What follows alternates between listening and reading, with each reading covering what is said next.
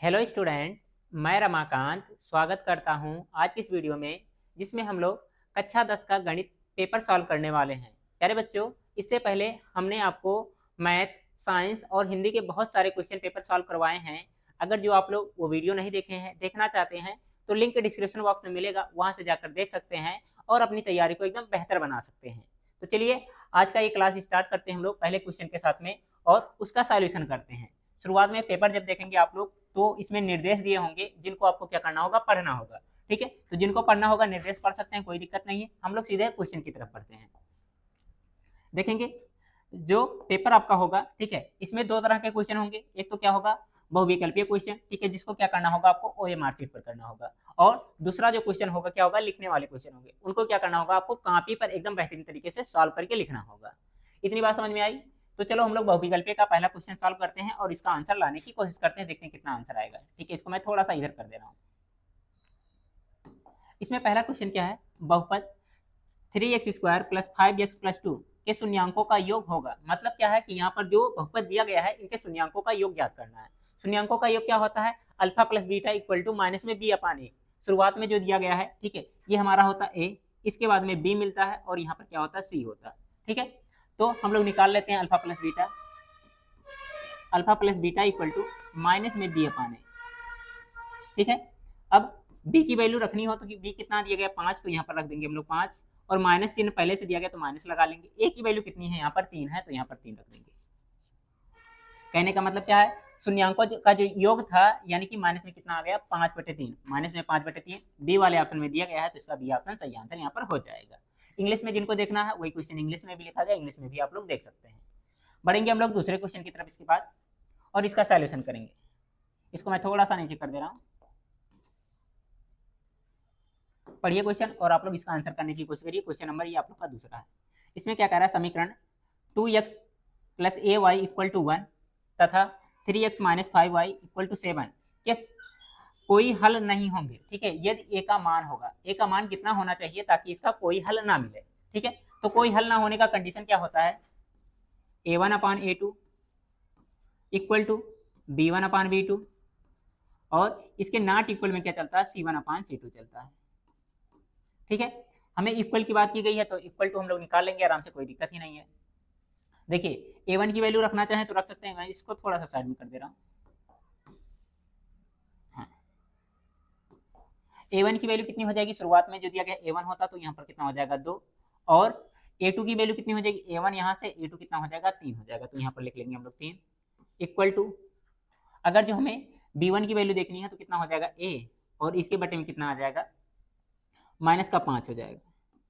ठीक है, इसके बाद में नॉट इक्वल में जो चल रहा है उसको भी लिखेंगे, कितना, c1 अपान c2, इसको इधर लेकर आएंगे तो कितना होगा, माइनस में 1 होगा, यानी कि माइनस में 1 यहाँ पर लिखेंगे, और 7 को इधर लेकर आएंगे तो कितना हो जाएगा, ये हो जाएगा माइनस में 7 हो जाएगा। अब करना क्या होगा, इन दोनों को सॉल्व कर सकते हैं, इन दोनों को सॉल्व करके आप लोग मान आराम से निकाल सकते हैं। ठीक है, अगर जो यहाँ से हम लोग निकालते हैं तो a की वैल्यू कितनी हो जाएगी, इसका गुणा इसमें होगा तो कितना हो जाएगा, माइनस में 10 और बटे में कितना आ जाएगा, 3 आ जाएगा। ठीक है, माइनस में 10/3 यहाँ पर दिख रहा है। ठीक है, उसके बाद अगर जो इनको भी सॉल्व करना चाहें तो इनको भी सॉल्व कर सकते हैं, कोई दिक्कत आप लोग को नहीं है, लेकिन से जो ऑप्शन में रहेगा उसी के अकॉर्डिंग आपको आंसर करना होगा।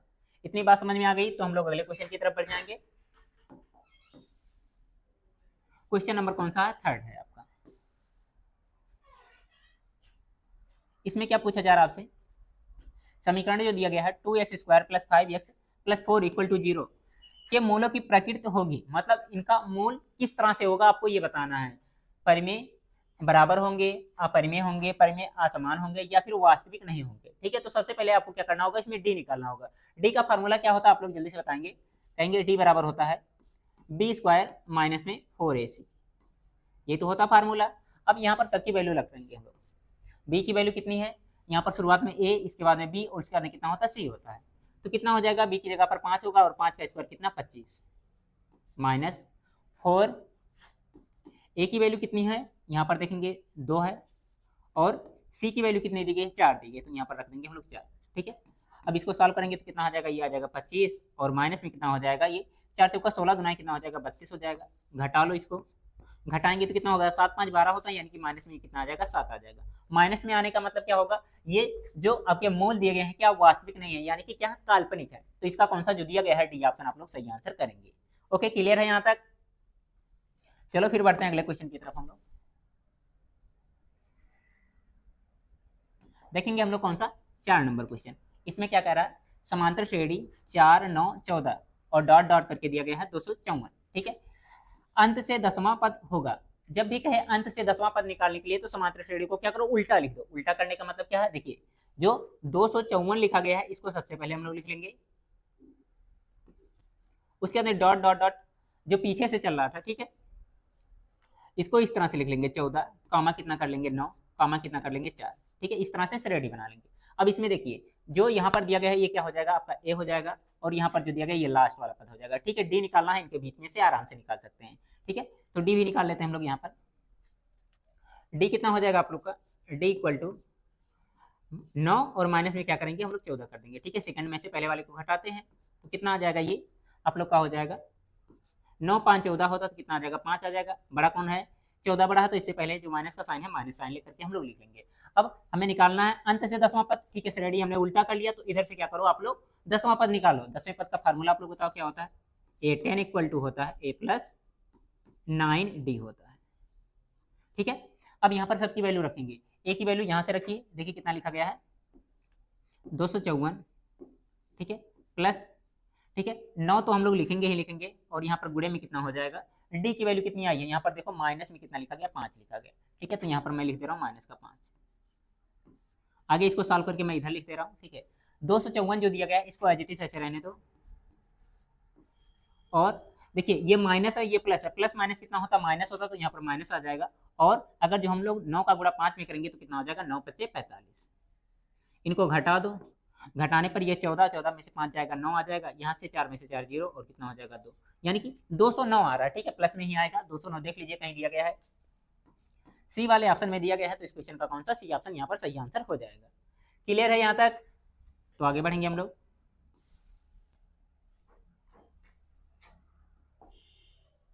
हाँ देखिए ये आपका जो क्वेश्चन दिया गया है, ठीक है, 5 नंबर क्वेश्चन है। चित्र में समरूप त्रिभुजों का युग्म है, मतलब यहाँ पर जो त्रिभुज दिए गए हैं ये के और ये के, ठीक है, ये दोनों क्या है, समरूप है, ठीक है। अब इसके बाद में कह रहा है इन्हें सांकेतिक रूप में व्यक्त करने का सही रूप कौन सा है, ये आपको बताना, मतलब सही सही से कैसे लिख सकते हैं इनको, ठीक है। ये वाला त्रिभुज इसके समरूप है, लेकिन से लिखना हो तो कैसे लिखेंगे ये आपको बताना है, ठीक है। तो देखिए 80 वाला जो कोण यहाँ पर बराबर दिख रहा है, ठीक है, इसके बराबर में दिया गया है, ठीक है। और अनुपात किसका किसका साथ है, अगर जो इन दोनों का अनुपात लिया जाए तो कितना आ जाएगा, 2.5 और बटे में कितना 5, सॉल्व करेंगे कितना आ जाएगा, 1/2 आ जाएगा, ठीक है। उसके बाद 3 का हम लोग क्या करें, 6 के साथ अनुपात लेंगे तो कितना आ जाएगा, 1/2 वो भी आ जाएगा। लेकिन से इनका सीक्वेंस किस तरह से करेंगे, इस ट्रायंगल को थोड़ा सा उल्टा बना करके हम लोग कर सकते हैं, ठीक है। कहने का मतलब क्या है, 80 वाला कोण तो यहाँ पर लाना पड़ेगा अलग से, यही ट्रायंगल मैं इस तरह से बनाऊंगा, तब देखिए आप लोग यहाँ पर क्या करेंगे, जो 80 डिग्री दिख रहा है ये वाला यहाँ पर ले आएंगे, ठीक है। अब जब ये यहाँ पर आएगा तो 2.5 जो दिया गया यहाँ पर लिख लो, ठीक है, और 6 को क्या करो यहाँ पर कर लो, क्योंकि जिसका अनुपात जिसके साथ में गया है, ठीक है, उसका अनुपात उसी के सीध में रखना पड़ेगा आपको। इतना मैं मिटा दे रहा हूँ। अब देखिए एकदम बिल्कुल इसी के जैसा दिख रहा, अब इनका नाम लिख दो, ठीक है। 80 वाले की जगह पर कितना था, डी था, तो यहाँ पर हम लोग लिखेंगे डी, ठीक है।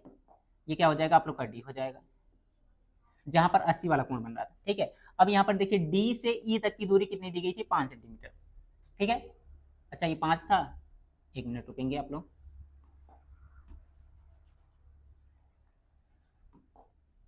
ये 5 था, ठीक है, और ये वाला 6 था, ठीक है। तो डी यहाँ पर दिख रहा, ई कहाँ चला जाएगा, ऊपर चला जाएगा, ठीक है, डी ई हो गया। और यहाँ पर देखेंगे डी से एफ, ठीक है, डी से एफ मतलब ये वाली दूरी कितनी हो जाएगी, 6 सेंटीमीटर। अब इनका हमें लिखना है क्या, समरूप देखना, तो कहाँ से चलना, ए बी सी, क्योंकि ए बी सी से हर जगह शुरू किया गया है, ठीक है। तो ए बी सी हम लोग तो लिख लेंगे, लेकिन से अगली बार कहाँ से स्टार्ट होगा, ऊपर वाले से स्टार्ट होगा, तो कितना हो जाएगा, ई होगा, उसके अंदर कितना होगा, डी होगा, उसके अंदर क्या होगा, एफ होगा, ठीक है। तो ई डी एफ कौन से ऑप्शन में दिया गया, सी वाले ऑप्शन में, तो इसका सी ऑप्शन सही आंसर होगा। यहाँ पर दिया गया इनमें से सही, लेकिन से ये बिल्कुल गलत होगा, इस बात को ध्यान दीजिएगा। समरूप लिखते समय क्या ध्यान देंगे हम लोग, जहां से शुरू कर रहे हैं, ठीक है, वहीं पर फिर से जाएंगे, और यहाँ पर भी वही। और इनमें खास बात क्या होगी, ये जो कोण आ रहा है जहां पर, वहीं पर आना चाहिए, बीच में आ रहा तो बीच में ही दिखाना पड़ेगा आपको। चलो फिर बढ़ते हैं अगले क्वेश्चन की तरफ। ये तो इंग्लिश में वही क्वेश्चन है, इसको देखिए 6 नंबर क्वेश्चन। इसमें क्या कर रहा है, बिंदु -3, -4 की मूल बिंदु से दूरी है। मूल बिंदु का मतलब क्या होता है, 0, 0, यही होता है ना। इसकी दूरी कहाँ से निकालनी है, -3 कामा उसके अंदर कितना लिखा गया -4। ठीक है, तो मूल बिंदु की दूरी ये 0 हो जाता, तो अंडर रूट में फार्मूला क्या चलता है, अंडर रूट में x2 का स्क्वायर प्लस में कितना हो जाएगा y2 का स्क्वायर, क्योंकि 0 0 आपस में हट ही जाते हैं। इसको ऊपर कर दें, हो जाए तो हो जाएगा, देखते हैं। नहीं होगा, जाने दो, वैसे ही करना पड़ेगा।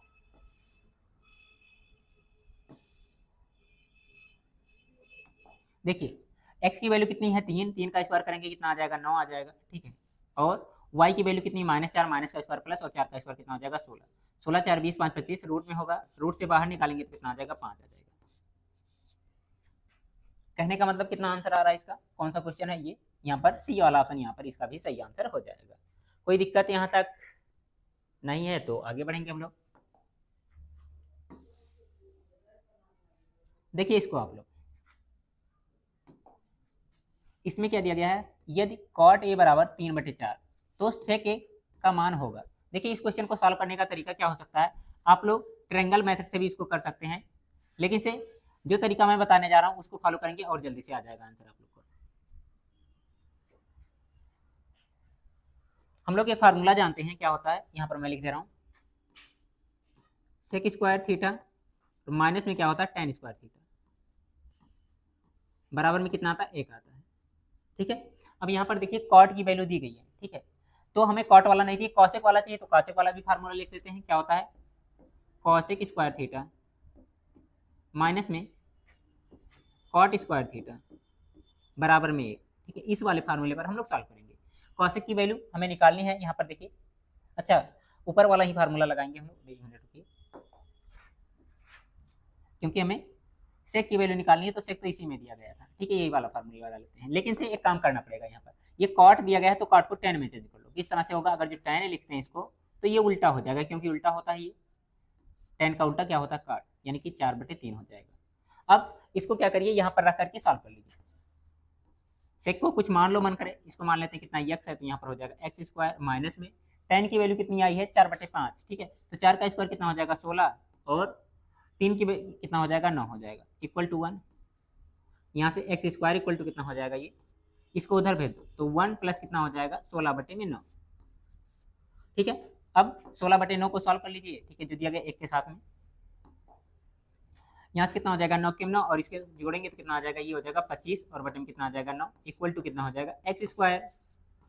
ठीक है, 9 1 के 9 और कितना हो जाएगा 9 16 के साथ में जोड़ेंगे तो कितना आ जाएगा 16 4 20 5 25। ठीक है, एक्स स्क्वायर की वैल्यू आ रही है, अगर जो एक्स निकालना है तो एक्स इक्वल टू कितना हो जाएगा, दोनों तरफ स्क्वायर रूट ले लेंगे तो कितना आ जाएगा, ये आ जाएगा 5/3। ठीक है, 5/3 कहीं दिया गया है डी वाले ऑप्शन में, तो इसका डी ऑप्शन आप लोग टिक कर सकते हैं। ठीक है, आप लोग ट्रायंगल मेथड से भी बनाएंगे तभी आंसर आएगा, लेकिन इसमें क्या होगा थोड़ा जल्दी आएगा। उसमें क्या करेंगे, ट्रायंगल बनाएंगे, उसके बाद में क्या होगा, एक दिया नहीं रहेगा, एक को निकालना पड़ेगा, उसके बाद में लाल बटे का लगा करके सॉल्व करना पड़ेगा, तो थोड़ा सा लंबा हो जाता है वो। फिलहाल बढ़ेंगे हम लोग अगले क्वेश्चन की तरफ। इसको देखिए, वो तो इंग्लिश वाला था, ये वाला देखिए, इसमें क्या कह रहा है, यदि tan alpha equal to sine alpha. ठीक है, तो अल्फा की वैल्यू कितनी होगी आपको ये बताना है, तो इसको सॉल्व कैसे करेंगे हम लोग, देखिए इधर आप लोग, tan अल्फा इक्वल टू दिया गया है साइन अल्फा, यही तो है। tan को क्या लिख सकते हैं हम लोग, साइन अल्फा अपान में क्या लिख सकते हैं कॉस अल्फा, इक्वल टू कितना हो जाएगा, ये हो जाएगा साइन अल्फा हो जाएगा। अब यहाँ से क्या करेंगे, थोड़ा सा हम लोग चेंज कर लेंगे, कॉस को इधर भेज देंगे, साइन को इधर भेज लेंगे। ठीक है, तो कितना हो जाएगा, ये हो जाएगा साइन अल्फा अपान में कितना हो जाएगा साइन अल्फा, इक्वल टू कितना हो जाएगा कॉस अल्फा। ठीक है, साइन से साइन को क्या कर सकते हैं, काट सकते हैं, जब ये कट जाएगा तो कितना बचेगा, इधर देख लो आप लोग, कॉस अल्फा इक्वल टू हो जाएगा आपका 1।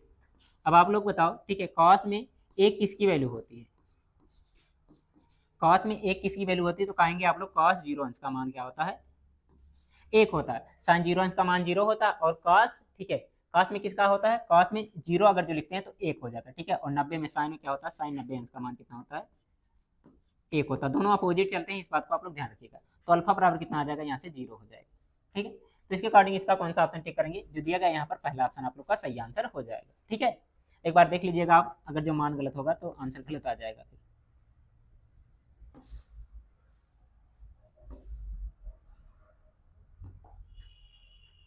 देखिए इस क्वेश्चन को इसके बाद में इसको मैं मिटा दूं।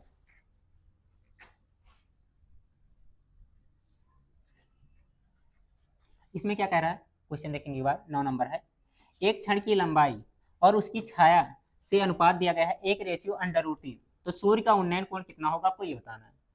इसको थोड़ा सा साइड में कर लो, यहाँ देखो आप लोग, देखिए अगर जो मान लेते हैं क्षण यहाँ पर खड़ा है, ठीक है, तो छाया क्या बनेगा, इधर बनेगा। इसको हम लोग क्या बना सकते हैं, राइट एंगल ट्रायंगल यानी कि समकोण त्रिभुज बना सकते हैं। अब अनुपात दिया गया किसका, छाया का, ठीक है, सबसे पहले लंबाई दिया गया, उसके बाद छाया दिया गया, मतलब शुरुआत में जो दिया गया मतलब क्षण हो जाएगा, उसके बाद क्या हो जाएगा, इसकी छाया बन जाएगी। तो इसको मान लेते हैं क्या हो जाएगा, 1 हो जाएगा, और ये कितना हो जाएगा, √3 हो जाएगा। यहाँ पर जो ये थीटा बन रहा है इसी को क्या करना है, आपको फाइंड करना है। इसको ट्रायंगल बना लो ABC, ठीक है। अब tan थीटा यहाँ पर लगा सकते हैं हम लोग, tan थीटा इक्वल टू कितना होता है, लंब बटे आधार यानी कि कितना आ जाएगा, 1/√3। अब tan में 1/√3 किसका मान होता है, तो आप लोग कहेंगे tan 30 अंश का मान होता है।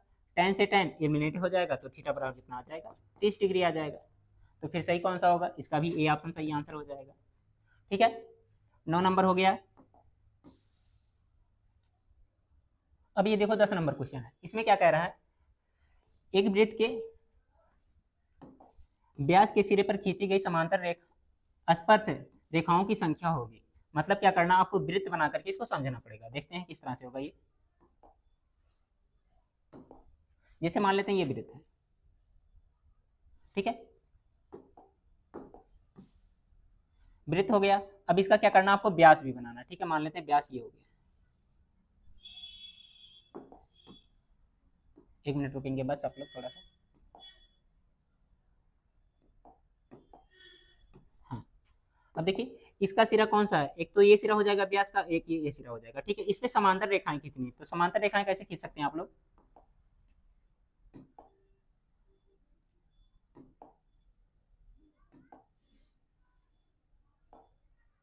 लाइन नहीं है क्या इसमें, चलो देखते हैं बन जाएगा तो ठीक है, नहीं तो हाथ से ही बनाएंगे। बन गया, चलो ठीक है। एक तो रेखा ये हो गई, दूसरी रेखा क्या कर सकते हैं हम लोग, इधर से खींच सकते हैं, ठीक है। अब देखिए ये दोनों रेखाएं समांतर हैं, ठीक है। समांतर रेखाओं का मतलब क्या होगा, इनके बीच में जो डिस्टेंस आ रहा है, ठीक है, इधर भी देखेंगे इधर भी देखेंगे, दोनों जगह क्या आना चाहिए, सेम सेम आना चाहिए। तो ऐसा यहाँ पर मिल रहा है, ठीक है। तो कितनी समांतर रेखाएं खींच सकती है, एक तो ये है, दूसरी ये है, तो कितना, 2 हो जाएगा। यहाँ पर कौन सा ऑप्शन होगा, सी वाला ऑप्शन सही आंसर हो जाएगा इसका। आगे देखो अगला क्वेश्चन, ये क्वेश्चन आप लोग का जो दिया गया है 12 या 13 चैप्टर से है, ठीक है। इसमें क्या कह रहा है, 12 सेंटीमीटर त्रिज्या वाले यानी कि रेडियस कितना दिया गया, 12 सेंटीमीटर। उसके बाद कह रहा है वाले एक वृत्त 60 डिग्री के कोण वाले त्रिज्यखंड का क्षेत्रफल कितना होगा। थीटा का मान कितना हो जाएगा, यहाँ से हो जाएगा 60 डिग्री। अब त्रिज्यखंड निकालना है, त्रिज्यखंड का फार्मूला लगा लो, क्या होता है, थीटा बटे 360।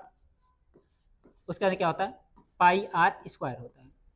थीटा की वैल्यू कितनी है, यहाँ से हो जाएगा 60 बटे में 360, पाई का मान 22/7। आर की वैल्यू कितनी दी गई है, एक बार चेक करेंगे तो यहाँ पर देखेंगे 12 दिया गया, तो लिख लो यहाँ पर 12। अच्छा पाई का मान नहीं रखा, तो पाई का मान अब भी मत रखो, पाई को पाई ही रहने, ठीक है। यहाँ कितना हो जाएगा 12 और गुणे कितना हो जाएगा 12 हो जाएगा। 0 से 0 काट सकते हैं, 6 से काटेंगे 6 से 36 हो जाएगा, 6 से काटेंगे 6 6 6 दुना 12, 2 गुणा कितना हो जाएगा 12, 24 आ जाएगा। और यहाँ से पाई चला साथ में, तो पाई को भी ले लो, तो कितना आ जाएगा, ये आ जाएगा 24 पाई, ठीक है। 24 पाई दिया गया सी वाले ऑप्शन में, तो इसका सी ऑप्शन सही आंसर यहाँ पर हो जाएगा। यहाँ तक समझ में आ गया है आप लोग 11 नंबर क्वेश्चन तक। तो अगर जो आप लोग लाइक नहीं किए तो जल्दी से लाइक कर देंगे। उसके बाद बढ़ेंगे हम लोग अगले क्वेश्चन की तरफ।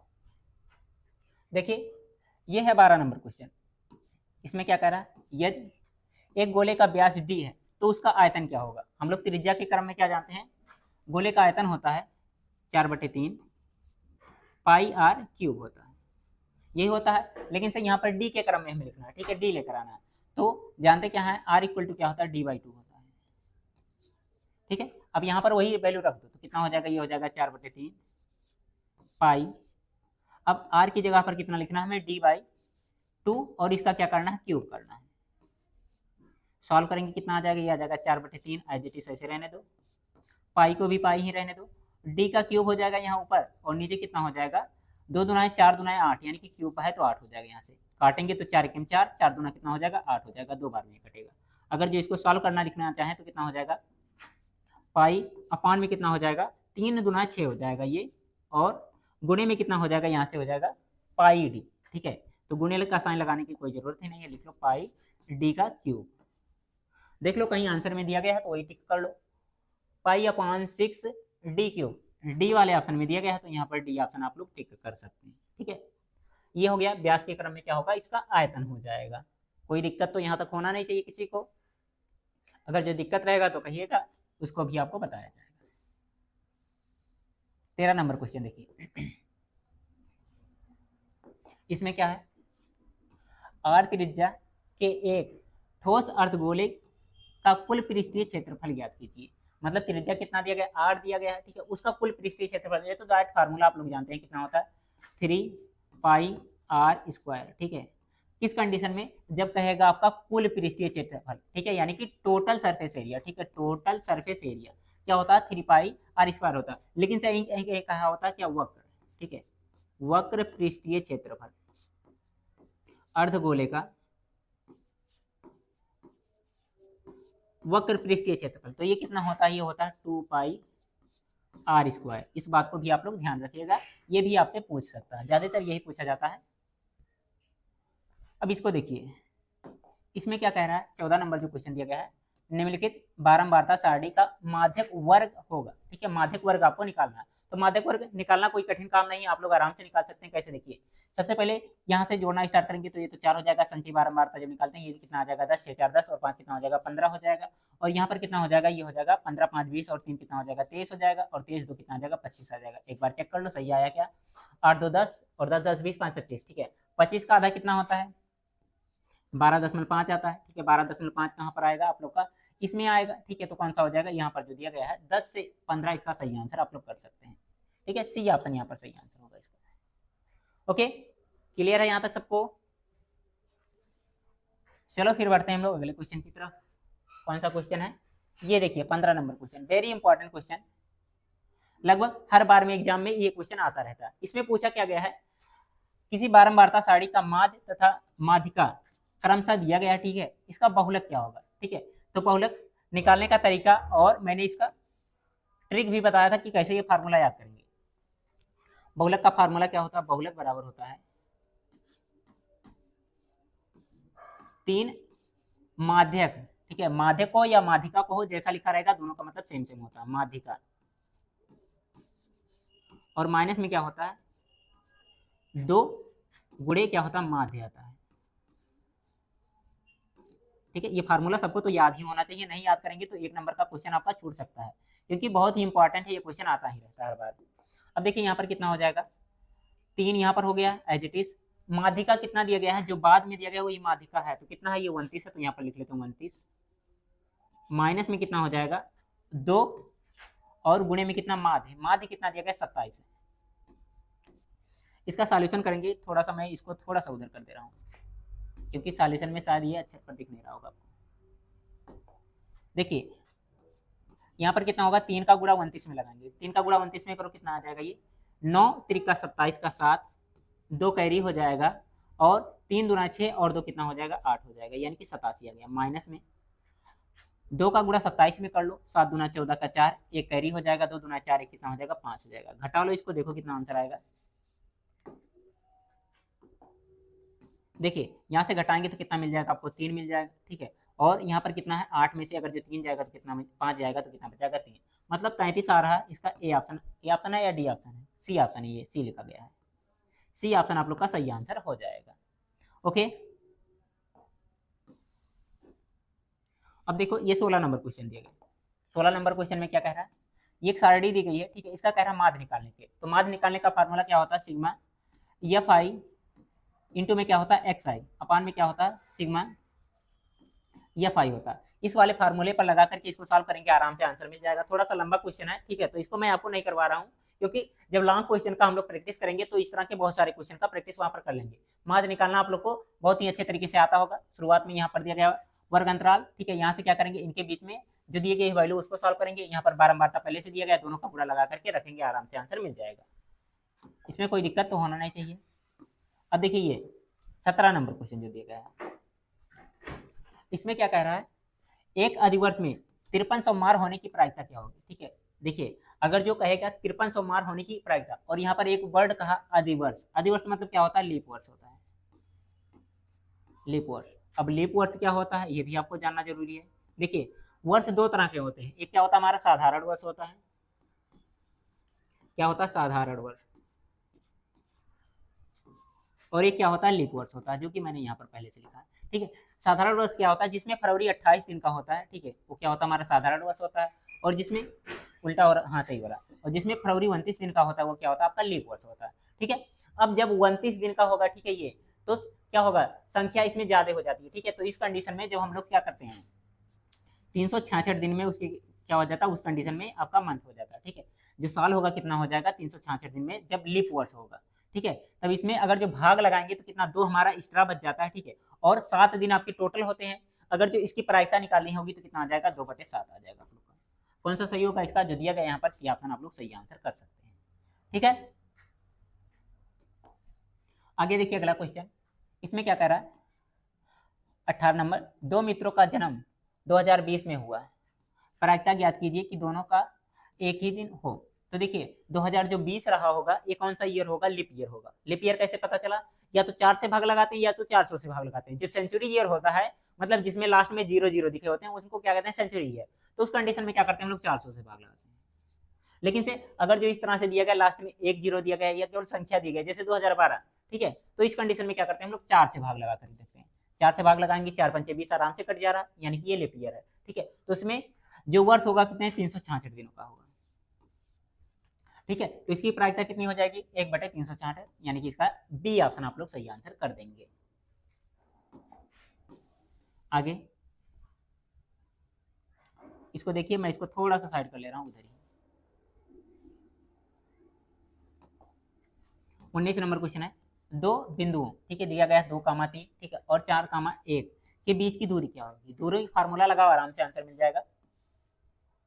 दूरी फार्मूला क्या होता है अंडर रूट में x2 - x1 यानी कि 4 - 2 यानी कि 2 का स्क्वायर हो जाएगा, प्लस में y2 - y1 इसको घटाएंगे तो कितना आ जाएगा -2 आ जाएगा, इसका स्क्वायर हो जाएगा। अब यहाँ पर अगर जो सॉल्व करते हैं तो 2 का स्क्वायर 4 और माइनस का स्क्वायर प्लस 2 का स्क्वायर कितना हो जाएगा 4। अगर जो इसको रूट से बाहर निकाल जोड़ेंगे पहले उसके बाद रूट से बाहर निकलेगा, ये क्या है जोड़ेंगे तो कितना हो जाएगा ये 8 हो जाएगा। 8 को रूट से बाहर निकालेंगे कितना आ जाएगा 2√2, 2 दूना 4 और 4 दूना कितना होता है 8 होता है। तो इसका सी ऑप्शन यहाँ पर टिक कर देंगे आप लोग। 20 नंबर प्रश्न देखेंगे आप लोग, इसमें क्या है निम्नलिखित में अपरिमेय संख्या होगी, इसमें से कौन सी अपरिमेय संख्या आपको ये बताना है।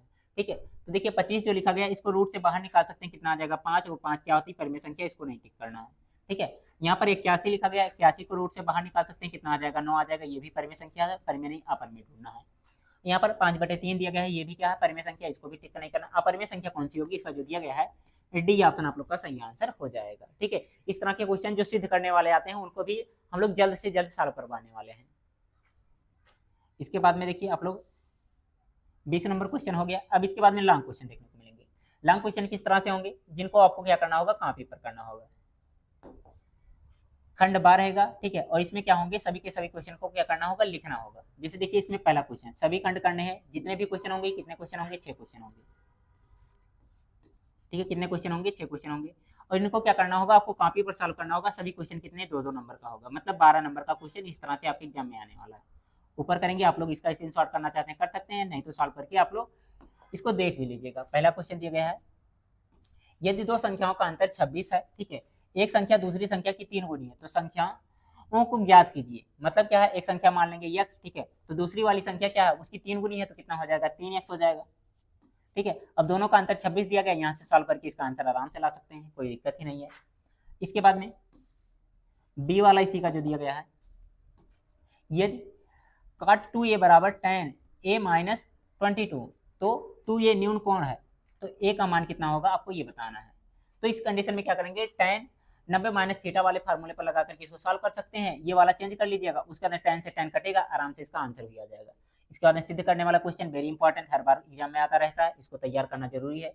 इसमें क्या कर रहा है माध्यिका निकालेंगे, लॉन्ग क्वेश्चन है, सॉल्व नहीं कराया जा रहा क्योंकि वीडियो लंबा हो जाएगा। ठीक है, आप लोग इसको सॉल्व कर लीजिएगा। हालांकि जब हम लोग चैप्टर वाइज इन सारी चीज़ों को पढ़ाएंगे तो वहाँ पर हम लोग जितने भी क्वेश्चन प्रीवियस ईयर में आए हैं, ठीक है, 19 में 20 में उसके बाद 22 में 24 में, ठीक है, उसका सॉल्यूशन कराएंगे, तो आप उस समय सॉल्व कर सकते हैं। इसके बाद द्विघात समीकरण दिया गया, इसका मोल निकालना है। और इसमें क्या कह रहा है, 1 सेंटीमीटर व्यास वाले 8 सेंटीमीटर लंबे क्षण की आयतन ज्ञात कीजिए। मतलब क्या है, एक बेलन है, बेलन का आयतन क्या होता है, पाई आर स्क्वायर एच होता है। ठीक है, इस वाले फार्मूले पर रख करके इसका आयतन निकाल सकते हैं आप लोग। इसके बाद में इंग्लिश में ये क्वेश्चन लिखा गया है तो इसको देखना ही नहीं, कोई मतलब नहीं है। आगे इसके बाद में अगला क्वेश्चन आप लोग का गया, इसमें क्या है,